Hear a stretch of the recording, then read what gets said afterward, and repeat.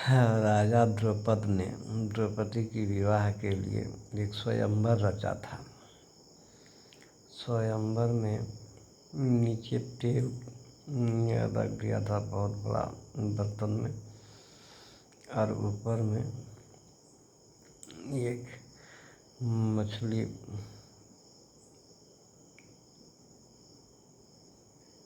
खिलौना वाली मछली टांग करके, और वो भी चारों तरफ मछली घूम रही थी। राजा का प्रतिज्ञा था कि जो भी महापुरुष राजकुमार नीचे तेल को देखते हुए मछली के आँख में बाण मारेंगे, उसी के साथ द्रौपदी का विवाह होगा। यह बात सुन करके देश देश के राजकुमार आए, किसी ने मछली में भेदन नहीं कर पाए।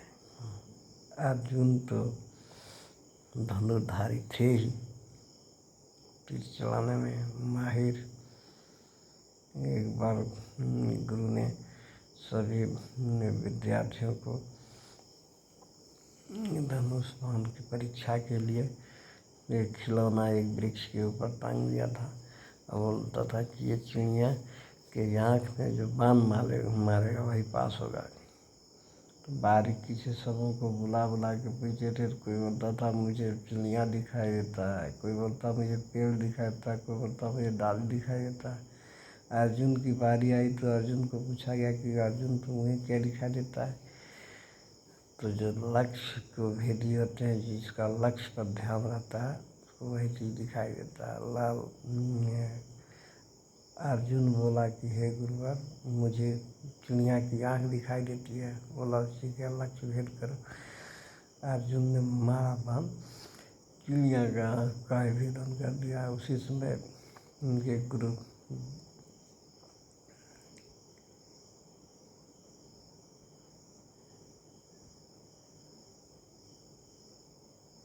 ने बताए थे, गुरु बताए थे। मैं गुरु का नाम याद बोलना चाह रहा था, लेकिन अभी तत्काल गुरु का नाम याद नहीं आ रहा है। उसका गुरु का नाम भूल रहा हूँ। अर्जुन जिसको सबों को शिक्षा दिया था, खैर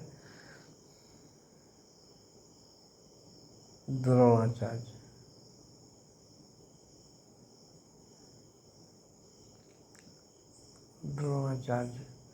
द्रोणाचार्य उसके गुरु का नाम थे। उसी ने बताए थे कि बेटा तुम परीक्षा में पास हो गया, अब तुम कहीं भी असफल नहीं होगा। अर्जुन को पूरा मनोबल बढ़ गया और उत्साह के साथ द्रौपद के सभा में पहुँचे। वो सब ब्राह्मण के रूप में थे, क्योंकि उन लोगों को उस समय वनवास मिला हुआ था।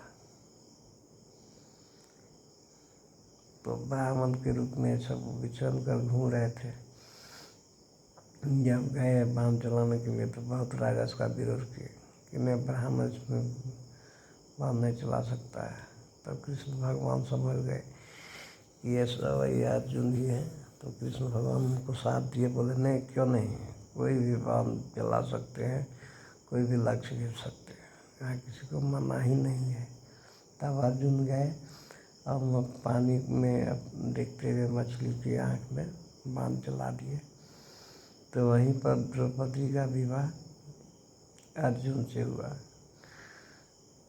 उस समय माँ कुंती घर पर थी और ये पांचों पांडव द्रौपदी के साथ घर पहुँचे। तो जैसे ही कुटिया में पहुँचे, कुटिया बना करके सब जंगल में रह रहे थे, तो ये बाहर से बोलते हैं माँ देखिए आज हम लोग क्या चीज़ लाए। तो माँ जानती थी कि ये शिकार में कुछ लाते हैं या फल मूल लाते हैं। बोला बेटा जो भी कुछ आप लाए हैं सब बाँट दीजिए पांचों भाई में। अब माँ के कहे बात को कौन काट सकता है। अब माँ जब बाहर निकलते देखती है तो द्रौपदी को लाए है जीत करके। तो वही इसलिए 5 पति का पत्नी द्रौपदी थी। द्रौपदी को भी कहते हैं श्राप लगा था। द्रौपदी जब कुमारी थी उस समय एक गाय के पीछे 5 सांड दौड़ रहे थे। तो द्रौपदी उस समय उपहास की थी कि गाय को देखिए ना, ये गाय है, इसकी 5-5 गो बैल। गाय तो बात समझ गई और श्राप दे दी कि जा हमारे ऊपर आप जिस तरह उपहास करते हैं आपके भी 5 पति होंगे। इसलिए द्रौपदी का 5 पति हुआ। बस यही कहानी यहीं तक समाप्त करता हूँ।